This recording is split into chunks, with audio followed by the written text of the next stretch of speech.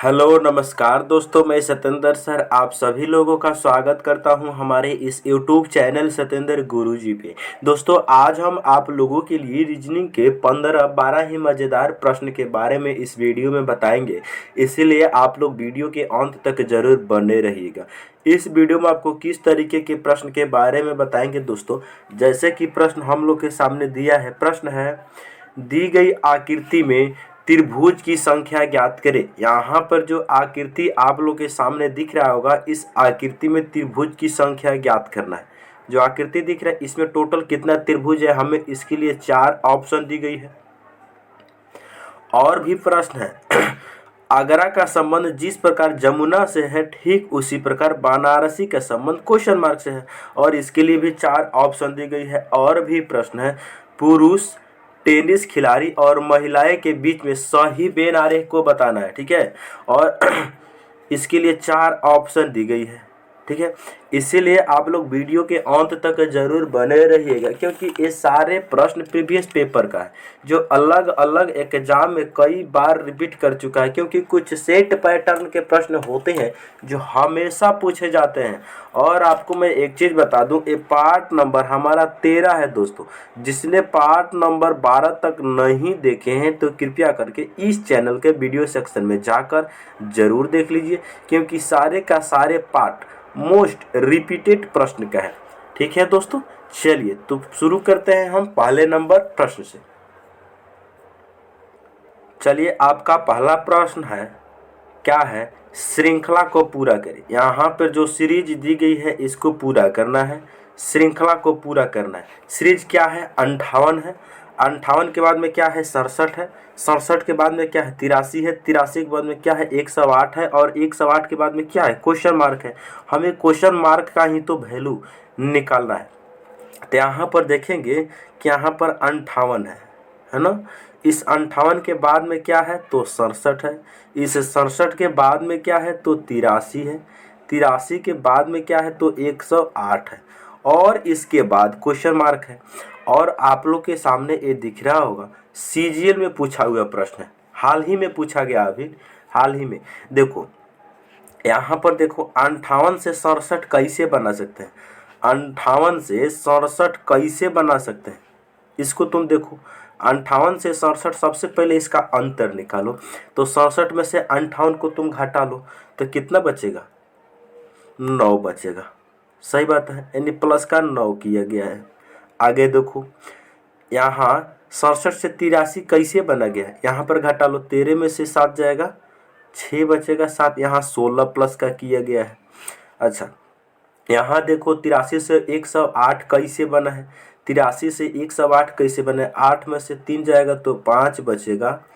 यहाँ बचा 10 में से 8 जाएगा तो 2 बचेगा। यहाँ प्लस का 25 किया गया। तो ये बताइए कि 108 में कितना प्लस करना होगा, यही लॉजिक तो हमें निकालना है।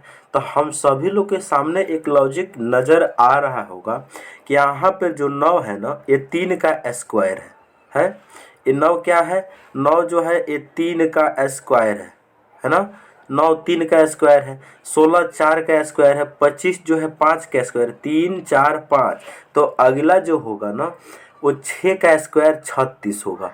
इसमें प्लस का 36 करना होगा, क्योंकि देखो जो 9 होता है एक्चुअल में वो 3 का स्क्वायर होता है। जो 16 होता है एक्चुअल में वह 4 का स्क्वायर होता है। जो 25 होता है वो एक्चुअल में 5 का स्क्वायर होता है। तो अगली बार 6 का स्क्वायर 36 रखेंगे और इस 36 को ही इसमें हम प्लस कर देंगे। तो 108 में हम जब 36 को प्लस करेंगे तो कितना हो जाएगा, 8 है 6, 14 के 4 हासिल कितना, 1 हो गया। और 3 में 1 हासिल जुटेगा, 4 हो जाएगा और 1, यानी कि 144 इस प्रश्न का राइट आंसर हो जाएगा। और 144 ऑप्शन ए में दिया गया है। कितना आसान प्रश्न है, बड़ा ही मज़ेदार प्रश्न है मेरे दोस्त, ठीक है।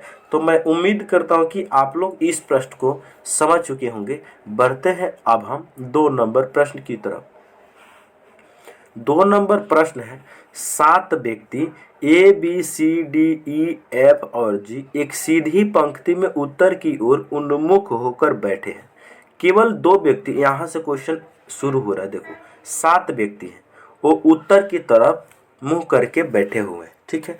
अच्छा, एगो बात आप लोग बताइए कि जब कोई व्यक्ति उत्तर की तरफ मुंह करके बैठता है तो उसका दायां और उसका बायां किधर होता है? देखो, ये मान लो उत्तर की तरफ व्यक्ति बैठा हुआ है, बिल्कुल। तो यहाँ पर जो व्यक्ति मान लो ए बैठा है, यहाँ पर मान लो बी बैठा है, तो इसका दायां बायां कैसे होगा?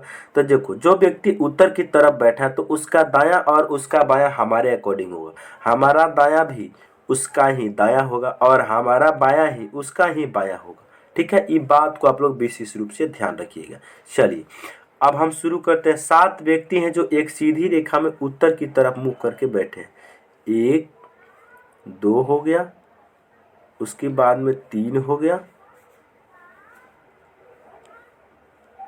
3 हो गया, उसके बाद में 4 हो गया, 5 हो गया, 6 हो गया, एक है 7 हो गया। 7 व्यक्ति हैं जो उत्तर की तरफ मुंह करके बैठे हुए हैं। ठीक है, उसका दायां और बायां हमारे अकॉर्डिंग होगा। ठीक है, तो कह रहे हैं कि ABCDEFG एक सीधी पंक्ति में उत्तर की ओर मुंह करके बैठे हुए। ठीक है, अच्छी बात है। आगे प्रश्न कर रहा है, केवल, यहाँ से प्रश्न शुरू हो रहा है, ध्यान दीजिएगा। केवल 2 व्यक्ति सी के बाएं बैठा है। केवल 2 व्यक्ति जो है सी के बाएं बैठा है। केवल 2 व्यक्ति सी के बाएं बैठा है। केवल 2 व्यक्ति, यानी कि सी के बाएं में केवल 2 ही व्यक्ति है, इसके बाद कोई व्यक्ति नहीं बैठा। केवल का प्रयोग यानी कि 1 2 यहाँ पर आ जाएगा सी, और सी के बाएं केवल 2 व्यक्ति बैठे हैं, 1 और 1 2। ठीक है, तो सी पूरा हिंट मिल चुका है, सी यहाँ पर आ जाएगा। आगे प्रश्न कर रहा है, केवल 2 व्यक्ति ए और बी के मध्य में बैठे हैं। बी ए के बाएं बैठा, ये भी बोल दिया हमसे। बोल रहा है कि ए और बी के बीच में केवल 2 लोग बैठे हैं, लेकिन आगे एक पॉइंट और बोला है कि बी ए के बाएं बैठा है। तो ए, अगर देखो इसको हिंट के फॉर्म हम लिखते हैं, अगर ए यहाँ बैठा है तो बी ए के बाएं बैठा है, और ए और बी के बीच में कितने लोग बैठे हैं? केवल और केवल 2 लोग बैठे हैं। एक हमने हिंट के फॉर्म में इसको लिख लिया अलग से, इसमें लिंक नहीं कर, इसमें लिंक कर जाता तो इसमें हम लिख लेते। ठीक है, केवल 2 व्यक्ति ए और बी के मध्य बैठे हैं, यहाँ पर हमने लिख लिया। बी ए के बाएं बैठा है। ठीक है, इस हिंट को हमने अलग से लिख लिया। आगे प्रश्न कर रहे हैं, ई ए के दाएं निकटतम पड़ोसी है। ई ए के दाएं निकटतम पड़ोसी है, तो ई जो है ए के दाएं निकटतम पड़ोसी है, तो ई के दाएं बना लेंगे और इसको हम यहाँ पर बैठा लेंगे। अच्छी बात है। अच्छा, आगे कहता है, केवल एक, देखो, केवल एक व्यक्ति डी के दाएं बैठा है। केवल एक व्यक्ति डी के दाएं बैठा है, इसका मतलब यहाँ से भी एक पॉइंट फिक्स मिल चुकी है हमें कि केवल एक व्यक्ति डी के दाएं बैठा है, तो इसका मतलब डी आ जाएगा यहाँ पर। ठीक है, केवल एक व्यक्ति डी के दाएं बैठा है, इस भी पॉइंट हमारा फिक्स है। अच्छा, एक पॉइंट बोल रहा है कि देखो, एक पॉइंट बोल रहा है एफ बी का निकटतम पड़ोसी नहीं है। एफ बी का निकटतम पड़ोसी नहीं है। बी के यहाँ एफ जो है वो यहाँ पर भी नहीं बैठ सकता, यानी देखो हिंट के फॉर्म में लिख लो, बी के इधर भी एफ नहीं आ सकता और बी के इधर भी एफ नहीं आ सकता। इसको हिंट के फॉर्म में हम लिख लेते हैं। इसको हम यहाँ पर कटिंग कर देंगे क्योंकि इसको साथ में लिख ही नहीं सकते। बी के दाहिने भी एफ नहीं बैठ सकता, बी के बाएं भी एफ नहीं बैठ सकता। अब देखो मेरे दोस्त, इस हिंट के यूज करो और इस हिंट का तुम यूज करके इसमें तुम पुट कर दो बस। अच्छा, ये बताइए, मैं बी को यहाँ पर नहीं बैठा सकता क्योंकि बी के दाएं 4 लोग नहीं आ सकते। अच्छा, यहाँ बी को भी नहीं बैठा सकता, बी को मैं यहाँ भी नहीं बैठा सकता। अच्छा, ये बताइए, मैं बी को यहाँ बैठा सकता हूँ। बी को यहाँ बैठाने के बाद 1 2 3 4 व्यक्ति आना चाहिए। 1 2 3 4 1 2 3 4, यहाँ से भी नहीं हो सकता, तो बी को मैं यहाँ भी नहीं बैठा सकता। अच्छा, ये बताइए, मैं बी को यहाँ बैठा सकता हूँ। बी को अगर हमने यहाँ बैठा रखा तो 1 2 3 4, बिल्कुल बी को मैं यहाँ बैठा सकता हूँ। बी को यहाँ बैठा सकता हूँ, तो बी के 1 2 स्थान छोड़ के ए है, और ए के जस्ट बगल में कौन बैठा है? ई बैठा है। और बी के बीच में कितने 2 व्यक्ति आ चुके हैं कि नहीं? बी के बीच में बिल्कुल 2 व्यक्ति आ चुके हैं। और प्रश्न हम लोगों से बोला है कि बी के बगल में एफ नहीं बैठ सकता, तो एफ यहाँ नहीं बैठ सकता है, तो एफ कहाँ बैठेगा? तो एफ के बैठने के मेरे पास एक यहाँ पर सीट खाली है तो एफ यहाँ बच जाएगा।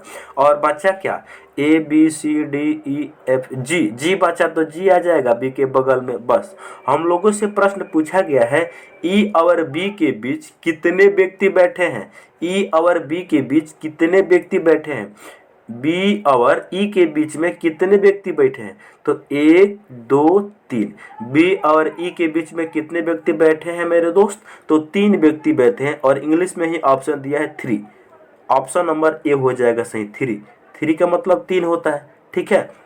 तो ऑप्शन नंबर यानी बी और ई के बीच में 3 व्यक्ति बैठे हुए हैं। तो कितना आसान प्रश्न था मेरे दोस्त। आप लोग ऐसा प्रश्न को देखकर भागिएगा मत, बिल्कुल आसानी से आप लोग कीजिए, बड़ा ही मजेदार। और आजकल एग्जाम में ऐसा ही प्रश्न पूछा जा रहा है, आप लोग के सामने भी दिख रहा होगा, यहाँ पर बिल्कुल दिख रहा होगा। चलिए नेक्स्ट क्वेश्चन की ओर अब हम लोग बढ़ते हैं। नेक्स्ट क्वेश्चन है, निम्नलिखित प्रश्न में दिए गए विकल्प में से अलग संख्या या संख्याओं को चुनिए। चलिए निम्नलिखित प्रश्न में दिए गए विकल्प में से अलग संख्या या संख्याओं को चुनिए। देख रहे हैं आप लोग के सामने SSC CHSL 3/6/2022 के शिफ्ट 2 में इस प्रश्न को पूछा गया है मेरे दोस्त। यानी कि 25 का रिलेशन 8 से है, 169 का रिलेशन 16 से है, 64 का रिलेशन 11 से है, 225 का रिलेशन 12 से है। ये हम लोग के सामने पेयर का प्रश्न है। पेयर फॉर्म एक पेयर रूप होता है, जैसे देख रहे हैं इन दोनों का पेयर बना हुआ है। तो इसको हम कैसे या तो इसका डिफरेंस ले लो या तुम इसका फैक्टर ले लो। इसमें क्या लॉजिक है उस लॉजिक को पहचानो। देखो यहाँ पर लॉजिक हम ऑप्शन ए से उठाते हैं। जो 25 है अगर हम इसका रूट अंडर कर इसका रूट कर दें, इसका हम रूट कर दें तो कितना हो जाएगा, 25 का रूट जब हम करेंगे तो कितना हो जाएगा, 5 हो जाएगा। अब 5 में कितना प्लस करें कि 8 बन जाए, तो 5 में हम प्लस का अगर 3 कर दें तो 8 बन जाएगा। ये बात को आप लोग समझ चुके हैं बिल्कुल।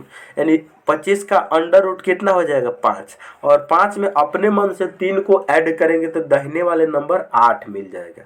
सेम लॉजिक बी में लगाते हैं। यहाँ 169 है ना, 169 का वर्गमूल निकालोगे तो कितना हो जाएगा, 13 का स्क्वायर होता है 13 हो जाएगा। और अपने मन से इसमें भी प्लस का 3 करना होगा, तो प्लस का 3 करेंगे तो 13 और 3 कितना हो जाएगा मेरे दोस्त, 16 हो जाएगा। और 16 यहाँ पर दे भी रखा है। अच्छा उसी प्रकार यहाँ पर देखो, यहाँ पर जो देखो ऑप्शन नंबर डी में देखो जो 64 है ना, ये 64 का हम रूट अंडर करेंगे तो ये 8 का स्क्वायर होता है बिल्कुल। और 8 में अपने मन से हम प्लस का 3 कर देंगे तो 11 बन जाएगा। जबकि ऑप्शन नंबर सी में ऐसा बात नहीं है। यहाँ पर 225 का जो अंडर रूट हम करेंगे तो ये 15 का स्क्वायर 225 होता है, तो 15 हो जाएगा। और 15 में प्लस का 3 करेंगे तो कितना होगा, 18 होगा। जबकि यहाँ पर लिखा गया है कितना, 12। इसका मतलब यही सबसे अलग है। इसका राइट आंसर हो जाएगा ऑप्शन सी। ठीक है, यही इन सभी में अलग है। ठीक है मेरे दोस्त, तो कितना आसान और मज़ेदार प्रश्न है मेरे दोस्त। चलिए मैं उम्मीद करता हूं कि आप लोग इस प्रश्न को भी समझ चुके होंगे। अगले क्वेश्चन की तरफ, अगला प्रश्न है 4 नंबर, दर्पण प्रतिबिंब ज्ञात कीजिए। देखो यहाँ पर दर्पण प्रतिबिंब जो होता है वो ऐसे भी होता है और एक दर्पण प्रतिबिंब ऐसे भी होता है। तो यहाँ पर ऐसा, इसको बोला जाता है वर्टिकल दर्पण, यानी कि इसको मिरर इमेज बोला जाता है, और इस वाले को बोला जाता है वाटर इमेज यानी कि जल प्रतिबिंब। ठीक है, इसे बोला जाता है मिरर इमेज, इसे बोला जाता है दर्पण प्रतिबिंब। तो यहाँ जल प्रतिबिंब। तो यहाँ पर जो ये लगा दिया गया है ना, ये जल प्रतिबिंब है यानी वाटर इमेज है। तो वाटर इमेज का भी कुछ कंसेप्ट होता है, उस कंसेप्ट को आप लोग समझिए। वाटर इमेज का कंसेप्ट होता है कि ऊपर और नीचे इसमें चेंज हो जाते हैं, ऊपर और नीचे चेंज हो जाते हैं, दाएं और बाएं चेंज नहीं होता है। जब हम किसी वाटर इमेज यानी दर्पण को नीचे रख देते हैं, यानी दर्पण को धरती में रख देते हैं, वहाँ पे खड़ा होते हैं ना, तो हमारा जो पैर है ना वो ऊपर दिखता है और जो सर है वो नीचे दिखता है। तो इसमें ऊपर और नीचे टॉप एंड बॉटम चेंज होते हैं। दाहिना हाथ दाएं दिखता है, बाएं हाथ बाएं दिखता है। जब आप लोग शीशा को नीचे रख के इसको प्रैक्टिकल करेंगे तो सर नीचे दिखेगा, पैर ऊपर दिखेगा, और दायां हाथ दाहिने और बाएं हाथ बाएं दिखेगा। अच्छा, एक कॉन्सेप्ट हमने आपको सिखा रखा है कि दर्पण से जो चीज जितना नजदीक होती है उसका प्रतिबिंब भी उतना ही नजदीक बनता है, और जो चीज दर्पण से जितना दूर होती है उसका प्रतिबिंब भी दर्पण से दूर बनता है। तो देखो यहाँ पर एक दर्पण लगा हुआ है, तो इसका प्रतिबिंब दर्पण से नजदीक त्रिभुज है तो त्रिभुज बनेगा, लेकिन ऊपर नीचे चेंज होकर, और दर्पण से दूर क्या है, सर्किल, तो सर्किल बनेगा।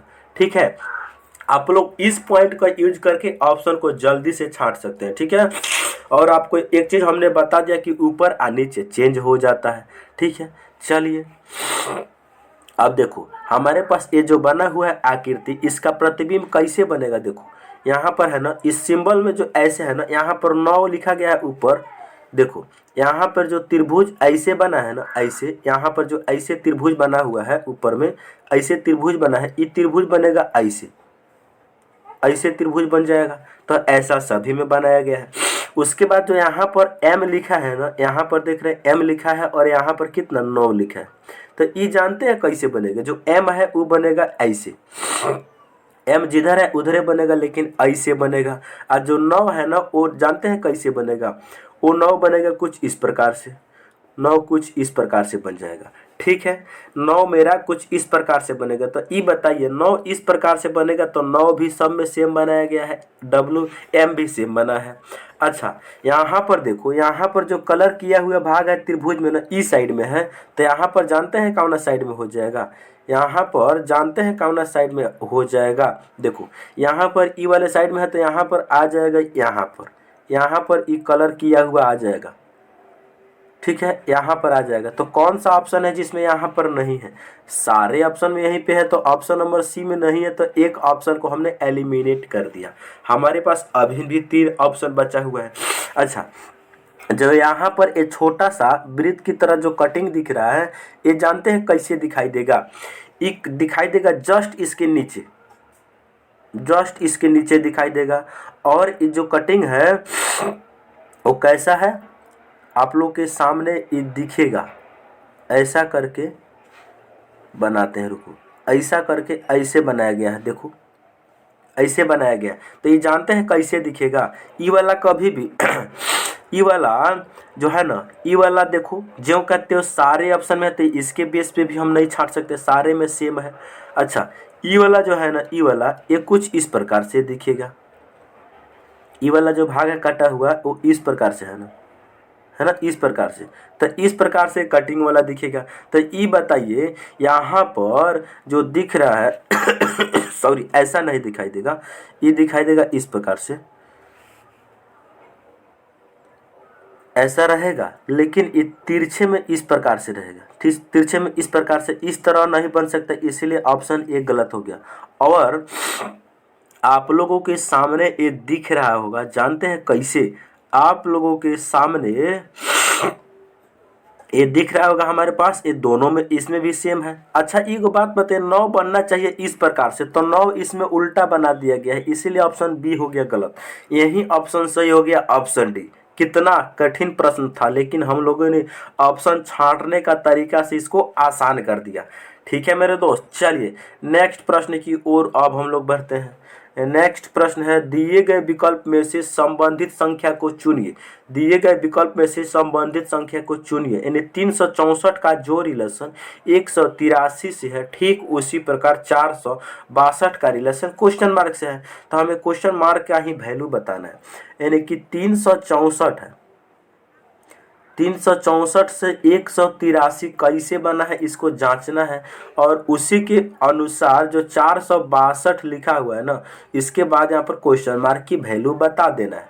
चलिए तो कैसे इसको करते हैं हम, देखो यहाँ पर हम लोगों के सामने 364 से हम 183 कैसे बना सकते हैं। देखो ये हमारा प्रश्न है एनालॉजी का, तो इसमें सबसे पहले जो हम लॉजिक ढूंढते हैं वो देखते हैं प्राइम नंबर का, उसके बाद हम क्यूब्स नंबर देखते हैं, उसके बाद स्क्वायर देखते हैं, अगर ये नहीं होता है तो हम मल्टीप्लिकेशन देखते हैं, अगर वो नहीं होता है तो हम डिवीजन देखते हैं, ये नहीं होता है तो एडिशन और सब्ट्रैक्शन देखते हैं।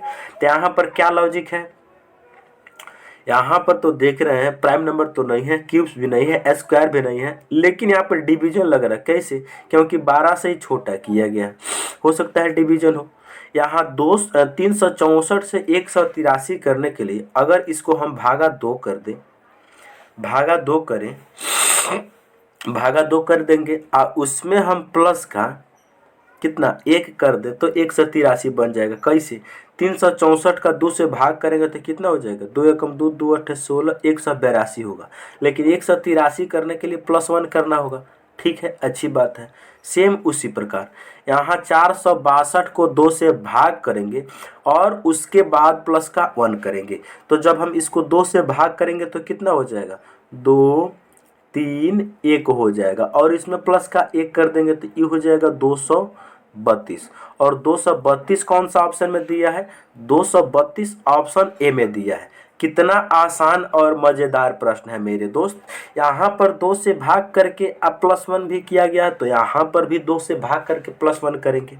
ठीक है, बड़ा ही मज़ेदार प्रश्न है मेरे दोस्त। तो आप लोग प्रश्न को रटिए नहीं, प्रश्न को समझिए, बस इस तरीका को समझिए कि तरीका इसमें क्या लगाया गया है। चलिए, यहाँ पर देख रहे हैं 6 नंबर, दी गई आकृति में त्रिभुज की संख्या ज्ञात करें। सबसे पहले आपको बेसिक में एक त्रिभुज बताता हूँ। जब भी किसी भी वर्ग के भीतर ऐसा त्रिभुज बना हो तो इसमें त्रिभुज हम काउंट कैसे करते हैं? इसको त्रिभुज काउंट करने के लिए बस इसको हम नंबरिंग करेंगे, 1, 2, 3, 4 नंबरिंग कर दिए। और जो 4 आया है ना, जस्ट इस 4 का हम कर देंगे डबल, तो 4 दूनी कितना हो जाएगा? 8। तो कुल मिला के इस आकृति में टोटल 8 त्रिभुज है। इस पॉइंट को भी समझ चुके हैं। और एक बेसिक फिगर होता है ऐसे, एक बेसिक फिगर इसमें और यूज हुआ है। एक त्रिभुज है, इसके वर्टेक्स से यानी इसके इस शीर्ष से इसके साइड पे एक लाइन खींचा गया है। इसमें कितना त्रिभुज है तो इसको नंबरिंग कर लेंगे, इन दोनों को ही जोड़ लेते हैं। 1 का 2 कितना? 3 त्रिभुज इसमें है। इस 2 यहाँ पर बेसिक फिगर को यूज किया गया है। तो यहाँ पर आप लोगों के सामने दिख रहा होगा, यहाँ पर देखो ई वाला बेसिक फिगर है ना, ई वाला बेसिक फिगर है। तो इसमें 3 त्रिभुज हो जाएगा, इसमें 3 त्रिभुज हो जाएगा कि नहीं? बिल्कुल हो जाएगा। यानी यहाँ से कितना 3 त्रिभुज यहाँ से आ जाएगा और 3 त्रिभुज आ जाएगा यहाँ से। अब बीच वाला जो है इसको हम अलग करके बनाते हैं, बीच वाले को हम अलग करते हैं। देखो, बीच वाले आकृति को हम अलग से बनाते हैं और उसमें हम त्रिभुज काउंट करके आप लोगों को सिखाते हैं। देखो, ऐसा ही बनाया गया है, कुछ ऐसा ही बनाया गया है, दिख रहा होगा आप लोगों के सामने, ऐसा ही बनाया गया है। देखो, थोड़ा सा लाइन टेढ़ी हो जा रही है, उस पर आप लोग ध्यान ना दीजिएगा। यहाँ देखो, इसमें टोटल कितना त्रिभुज है? तो हमने आपको अभिन्न बताया था, जो बेसिक फिगर ई वर्ग है इसमें 8 त्रिभुज होता है। कैसे? इसको काउंट कर लो, 1, 2, 3, 4। तो 4 का डबल 8, 8 ऊपर भी 8 नीचे भी, 8 यहाँ पर भी 8 यहाँ पर भी। लेकिन जब इन दोनों फिगर को आपस में हमने ऐड करेंगे तो कुछ नए त्रिभुज और बनेंगे। कौन कौन से? जब इनको हम ऐड करेंगे तो देखो, एक ई त्रिभुज 12 वाला बनेगा, दिख रहा है आप लोगों के सामने, एक ई त्रिभुज 12 वाला बनेगा। बिल्कुल। अच्छा, एक त्रिभुज जस्ट इसके नीचे बनेगा, ई वाला एक त्रिभुज यहाँ से बनेगा। तो 2 नए त्रिभुज और आएंगे, 2 नए त्रिभुज और आएंगे। ठीक है, 2 नए त्रिभुज और आएंगे। तो इस वाले आकृति में टोटल कितना त्रिभुज हो जाएंगे? 8, 8, 16, 2 कितना? 18 त्रिभुज तो इसमें हो जाएंगे, यानी कि 18 त्रिभुज हो जाएंगे इसमें। ठीक है, 18 त्रिभुज हो जाएंगे इसमें। अब इसमें देख लो, यानी 1, 2, 3, 4, 8 त्रिभुज इसमें, 8 त्रिभुज इसमें। समझ गए आप लोग? बिल्कुल। अच्छा, यहाँ देखो, ई वाला एक 12 से त्रिभुज काउंट नहीं करोगे? बिल्कुल करोगे। ई वाला एक त्रिभुज बिल्कुल बेसिक वाला करोगे, और एक जस्ट इसके नीचे यहाँ पर करोगे ना, बिल्कुल करोगे। तो कितना हो जाएगा? 4 और 4 8, 8 और 2 कितना? 4 यहाँ पर कितना? 8 हो, यहाँ पर 8 हो, 8, 8, 16, 16 और 2 कितना? 18 त्रिभुज यहाँ पर हम लोगों ने प्रूफ कर दिया। अच्छा, ये बात बताइए, तीन त्रिभुज तो हमने यहाँ से निकाल लिया, तीन त्रिभुज तो हमने यहाँ से निकाल लिया। अच्छा 18 त्रिभुज हमने बीच से निकाल लिया। जब सारे आकृति को एक साथ हमने ऐड करा, जब सारे आकृति को एक साथ हमने ऐड करा तो कुछ और नए त्रिभुज बना। कौन कौन से देखो, कुछ और नया त्रिभुज बना। एक त्रिभुज बना जस्ट ई वाला, आप लोग के सामने आ रहा है, जस्ट ई वाला त्रिभुज बना एक, बिल्कुल बना। और जस्ट एक बना इसके नीचे, बना जस्ट इसके एक नीचे, दो त्रिभुज यहाँ से आ गया, बिल्कुल सही बात, दो त्रिभुज आ गया यहाँ से। और अच्छा जस्ट दो यहाँ से आएगा, देखो एक ई वाला बन गया, एक त्रिभुज वाला, और जस्ट एक इनसे नीचे बना, जस्ट इनसे एक नीचे, तो दो त्रिभुज यहाँ से भी आ गया, तो दो त्रिभुज यहाँ से। अब सारे त्रिभुज को ऐड कर दो, 18 तो यहाँ से 2 और 2 4 और 3 7 और 3 10, 18 में 10 जोड़ेगा तो कितना हो जाएगा 28। इस प्रश्न का राइट आंसर हो जाएगा ऑप्शन नंबर बी। इस प्रश्न का राइट आंसर ऑप्शन बी हो गया। ठीक है, कितना टॉप प्रश्न था, लेकिन एसएससी ने इसको पूछ लिया था तो हमने इसको काउंट करके आसान तरीका से आपको सिखा दिया। कैसे, यहाँ बेसिक में इसमें टोटल त्रिभुज कितना बनते हैं तो 18 बनते हैं, इसमें 3, इसमें 3, उसके बाद ई वाला दिख रहा है, ऐसा करने से टोटल 28 त्रिभुज इसमें बनेंगे। 28 त्रिभुज ऑप्शन बी में दिया गया। ठीक है, तो मैं उम्मीद करता हूं कि आप लोग सारे प्रश्न को अच्छे से समझ रहे होंगे और इस प्रश्न को भी समझ चुके होंगे मेरे दोस्त। ठीक है, चलिए तो बढ़ते हैं हम अगले क्वेश्चन की तरफ। 7 नंबर प्रश्न है, श्रृंखला को पूरा करें। ये लेटर सीरीज का प्रश्न है। यहाँ पर जो है ना अल्फाबेटिकल सीरीज है, जैसे सीपीयू प्री एग्जाम में इस प्रश्न को पूछा गया इस साल, देख रहे हैं, हाल ही में पूछा गया 22 में। देखो यहाँ पर क्या है, यहाँ पर है PL, उसके बाद में है RO, उसके बाद में है TS, उसके बाद में क्या है तो VX, उसके बाद में क्या है XD, और उसके बाद में ही तो क्वेश्चन मार्क की वैल्यू बताना है। चलिए यहाँ देखो P से L कैसे बना है। P का क्रमांक होता है 16, R का क्रमांक होता है 18, तो 16 से 18 बनाने के लिए प्लस का 2 किया जाना चाहिए। बिल्कुल। R से T कैसे बनेगा, T का क्रमांक होता है 20, R का अभी निकाले है 18, तो 18 से 20 बनाने के लिए यहाँ भी प्लस का 2 किया गया है। उसी प्रकार T में 22 बनाया गया है, T से भी बनाया गया है, T का क्रमांक 20 और V का 22, यहाँ भी प्लस का 2 हुआ है। V से X का 24, V का 22, यहाँ भी प्लस 2, तो ये बताइए x में भी प्लस का 2 होगा, तो x का क्रमांक होता है 24 अल्फाबेट में, तो जो जोड़ेंगे तो 26, और 26 नंबर पे जो लेटर होता है वो z होता है। 26 नंबर पे जो लेटर होता है वो z होता है। ठीक है, तो z वो ऑप्शन सही होगा जिस ऑप्शन का पहला लेटर z हो, तो सभी में तो z है। ऑप्शन नंबर सी गलत हो गया क्योंकि पहला लेटर z नहीं है। चलिए अगला पॉइंट, अगला यानी सेकेंड लेटर O से बनाया गया है, L से बनाया गया है O, L से बनाया गया है O, देख रहे हैं आप लोग, L से O बनाया गया है। कैसे, L का क्रमांक होता है अल्फाबेट में 12, O का होता है 15, तो 12 से 15 बनाने के लिए प्लस का 3 किया गया है। सही बात है। अच्छा यहाँ पर देखिए O से S कैसे बनाया गया है, O से S कैसे बनाया गया है। O का क्रमांक होता है 15 और S का क्रमांक होता है 19, तो 15 से 19 बनाने के लिए प्लस का 4 किया गया है। अच्छा 19 से x कैसे बनाया गया है, s का क्रमांक 19, x का 24, तो यहाँ पर भी प्लस का 5 किया गया है।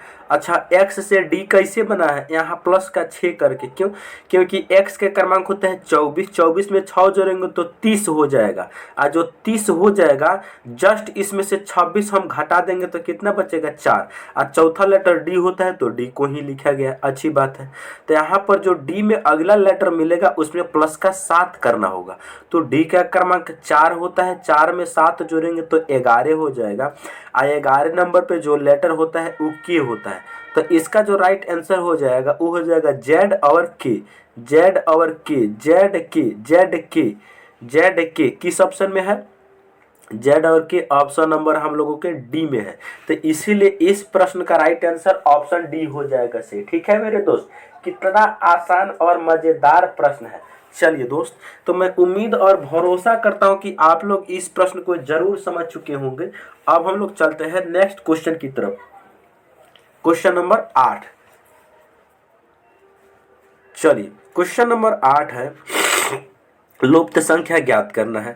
यहाँ पर जो बीच में खाली स्थान दिख रहा है क्वेश्चन मार्क, इसके जगह पे बताना है कौन सा नंबर को भरा जाएगा। चलिए, तो यहाँ पर लॉजिक क्या लगेगा, यहाँ देखो जो अरिया अरिया नंबर लिखा गया है इसका यूज करके बीच में नंबर कैसे बना सकते। देखो, अगर हम पहली आकृति को उठा लेते हैं, पहली आकृति में अरिया ये क्या है, 4 3 5 2 है, तो इनको सभी को गुना करो आपस में। 3 गुना 5 गुना 2 गुना 4 है ना।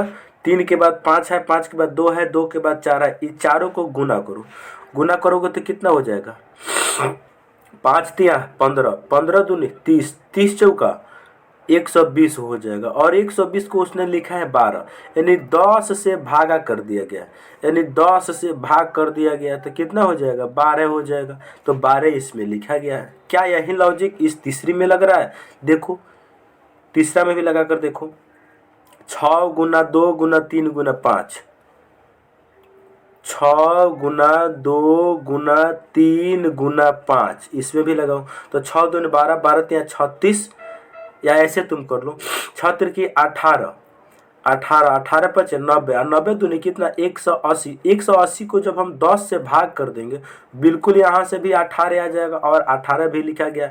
इसका मतलब यही लॉजिक है, यही लॉजिक है ना। तो यहाँ पर तुम क्या करो, इस अरिया अरिया के सभी को गुना कर लो। अरिया में जो लिखा गया इन सारे को गुना करो, इन सारे को गुना कर लो। तुम भी यहाँ पर सबको गुना करो तो कितना हो जाएगा, 2 दूनी 4, 4 8, 4 8 32। अब 32 पचे कितना हो जाएगा, 32 पचे हो जाएगा कितना, 160 हो जाएगा। 32 पचे 160 गुना करके देख लो। देखो 5 दूनी 10, 10 दूनी 20, 20 अठे 160, बिल्कुल। यानी इन सारे को जब तुम गुना करोगे अरिया अरिया तो ये आ जाएगा 160, लेकिन 160 को 10 से भाग करके लिखना है तो 0 से 0 कटेगा, कितना 16 बचेगा। ऑप्शन नंबर हमारा 4 हो जाएगा सही। ठीक है, कितना आसान प्रश्न है। चलिए नेक्स्ट क्वेश्चन की ओर अब हम लोग बढ़ते हैं। नेक्स्ट प्रश्न है, एक निश्चित कूट भाषा में जैसे TYR को 65 के रूप में कोडित किया जाता है और GAP गैप को 26 के रूप में कोडित किया जाता है, तो उसी भाषा में एमओजी मौज को किस प्रकार कोडित किया जाएगा। चलिए यहाँ पर लॉजिक क्या है, यहाँ पर है TR, उसके बाद में है नहीं, T के बाद Y है, TY और R, इसको उसने बनाया है 65, उसके बाद में क्या है 65 बनाया है। उसके बाद में क्या लॉजिक है, उस लॉजिक को पहचानो। GAP गैप को उसने क्या बनाया है, गैप को बनाया है 26, और हम लोगों से पूछा क्या जा रहा है, हम लोगों से पूछा जा रहा है MOJ मौज का कोड क्या होगा, बता दीजिए मौज का कोड क्या होगा। तो यहाँ पर लॉजिक क्या है, बस उस लॉजिक को पहचानो। यहाँ पर टी का जो अल्फ़ाबेट में स्थान होता है वो 20वें स्थान पे आता है, वाई आता है 25 पे, और आर जो आता है वो आता है 18 नंबर पे। इन सारे का यूज करके 65 बनाना है, तो इन सभी को तुम ऐड करो।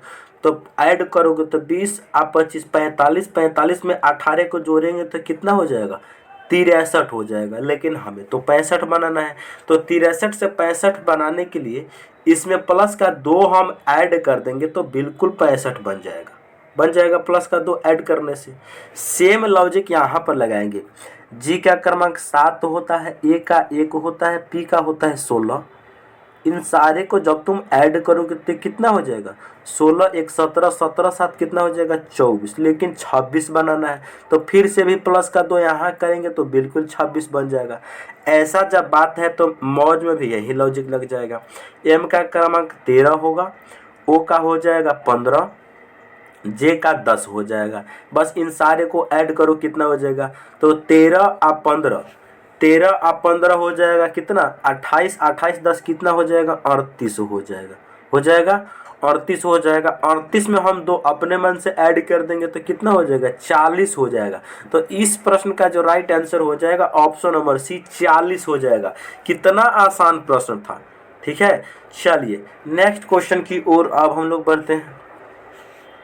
नेक्स्ट क्वेश्चन है, पुरुष है, टेनिस खिलाड़ी है और महिलाएं हैं, इन सारे के बीच में सही बिनारे को बताना है। तो चलिए हम सभी जानते हैं कि कुछ पुरुष टेनिस खिलाड़ी होते हैं, कुछ महिलाएं टेनिस खिलाड़ी होती है। कुछ पुरुष टेनिस खिलाड़ी होते हैं और कुछ महिलाएं टेनिस खिलाड़ी होते हैं। यानी कि सारे पुरुष टेनिस खिलाड़ी हो भी सकते हैं, नहीं भी हो सकते हैं, और सारे महिलाएं भी टेनिस खिलाड़ी हो भी सकती है और नहीं भी हो सकती है।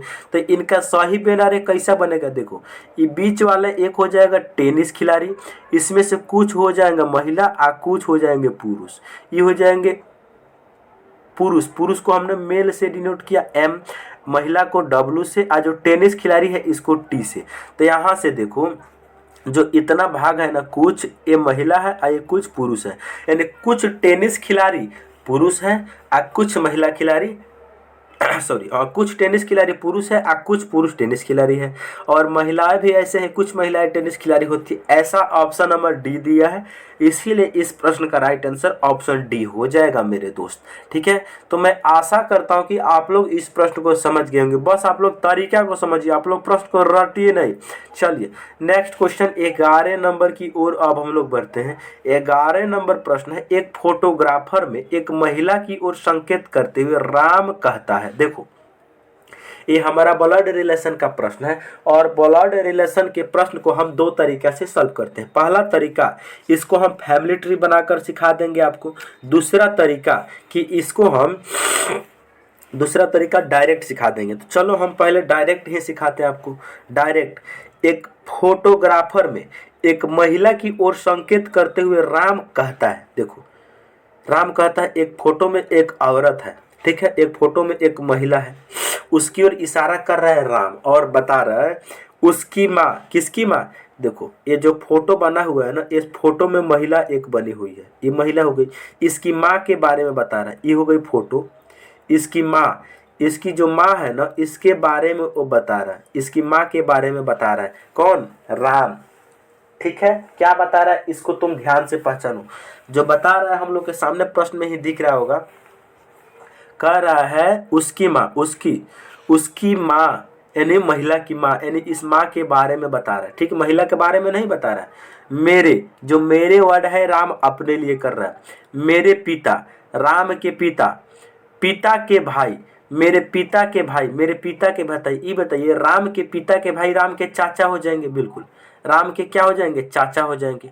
चाचा की सास है, चाचा की सास है। सास किसको बोला जाता है, सास बोला जाता है पत्नी के माँ को। तो ये बताइए, यहाँ पर प्रश्न बोल रहा है मेरे पिता यानी राम के पिता, पिता के भाई राम के चाचा, उसके चाचा की सास है कौन, ये महिला, इसके चाचा के सास है महिला। तो ये बताइए, ये जो फोटो में महिला है, ये फोटो में जो महिला है, ये उसकी चाचा के वाइफ बनेगी, तभी तो जाके ये इसकी सास बनेगी।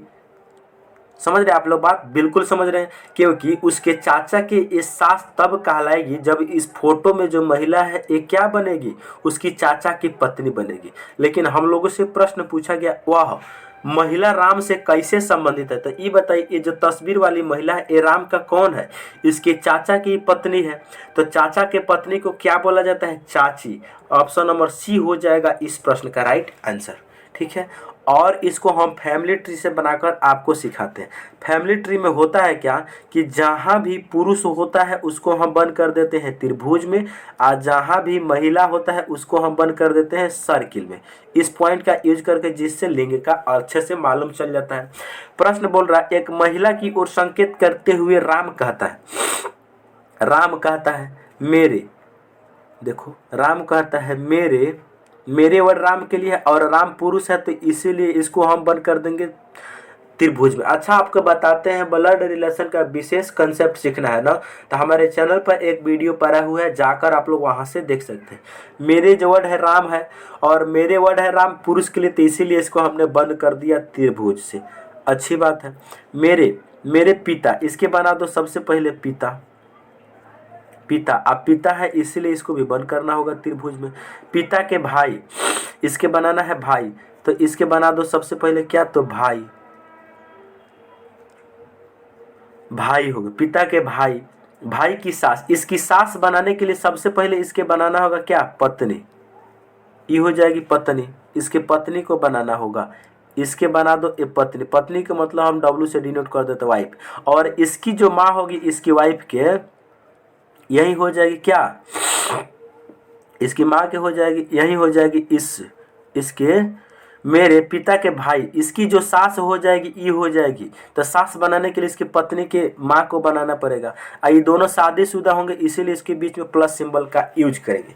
लेकिन हम लोगों से जो प्रश्न कह रहा था, उसकी माँ मेरे पिता के चाचा की सास है कौन, ये औरत की जो माँ है ना, औरत की माँ, ये औरत की माँ के बारे में बताया गया है। इस औरत जो है ये महिला, यही क्या है, तस्वीर वाली महिला है। इसकी माँ यही महिला है। ये जो मेरे वर्ड है ये राम है। तो ये बताइए जो ये महिला है ये राम का कौन है, राम के पिताजी, पिताजी के भाई चाचा, और चाचा के पत्नी को चाची नहीं कहते हैं बिल्कुल। इसीलिए इसका राइट आंसर हो जाएगा ऑप्शन सी। ठीक है, कितना आसान प्रश्न है मेरे दोस्त। चलिए नेक्स्ट क्वेश्चन की ओर अब हम लोग बढ़ते हैं। नेक्स्ट क्वेश्चन है, ए सी के पश्चिम में है, बी ए के उत्तर पूर्व में है। सबसे पहले डायरेक्शन बना देते हैं। पेपर पे जब हम डायरेक्शन बनाते हैं मेरे दोस्त तो कुछ इस प्रकार से बनाते हैं। ऊपर में उत्तर होता है बिल्कुल, नीचे में दक्षिण होता है, आ दाहिने बगल में पूर्व होता है, आ बाएं बगल में पश्चिम होता है। ये सब कोई जानता है, लेकिन ये बात को कोई कोई जानता है कि इसके बीच में भी 4 दिशाएं होती है। कौन कौन सी, देखो उत्तर और पूर्व के जो बीच वाले दिशा होते हैं उसे बोला जाता है उत्तर पूर्व, और दक्षिण और पूर्व के बीच वाले दिशा को बोला जाता है दक्षिण पूर्व। अच्छा, दक्षिण पश्चिम के बीच वाले दिशा को बोला जाता है दक्षिण पश्चिम, और यहाँ पर उत्तर और पश्चिम वाले बीच को दिशा को बोला जाता है उत्तर पश्चिम। ये बात को आप लोग समझते हैं, यानी कि 4 हमारे मुख्य दिशाएं होती है और 4 उप दिशाएं भी होती है। तो यहाँ पर 4 मुख्य दिशाएं, 4 उप दिशाएं का यूज करके हम प्रश्न को सॉल्व करते हैं। प्रश्न कह रहा है ए सी के पश्चिम में है, यानी कि सी के पश्चिम में कौन है, सी के पश्चिम में कौन है, ए सी के पश्चिम में है। ठीक है, तो सी के पश्चिम इस साइड में होगा तो इस साइड में पश्चिम हम लोगों ने बना दिया। आगे पॉइंट है कि देखो क्या है सॉरी मेरे दोस्त, सॉरी जुकाम हो गया है मेरे दोस्त। चलिए आगे पॉइंट क्या कहता है, बस उस पॉइंट को तुम समझो। आगे पॉइंट कहता है बी जो है ए के उत्तर पूर्व में है, बी ए के उत्तर पूर्व में है।